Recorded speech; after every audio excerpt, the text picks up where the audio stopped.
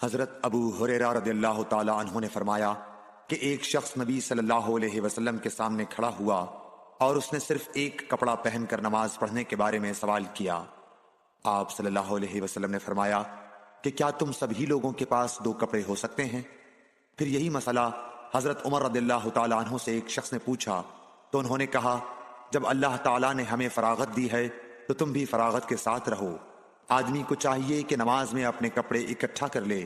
کوئی آدمی تہبند اور چادر میں نماز پڑھے، کوئی تہبند اور قمیص، کوئی تہبند اور قبا میں، کوئی پائجامہ اور چادر میں، کوئی پائجامہ اور قمیص میں، کوئی پائجامہ اور قبا میں، کوئی جانگھیا اور قبا میں، کوئی جانگھیا اور قمیص میں نماز پڑھے۔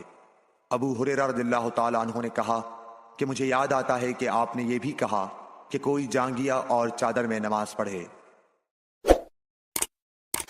Like, share and subscribe for more videos.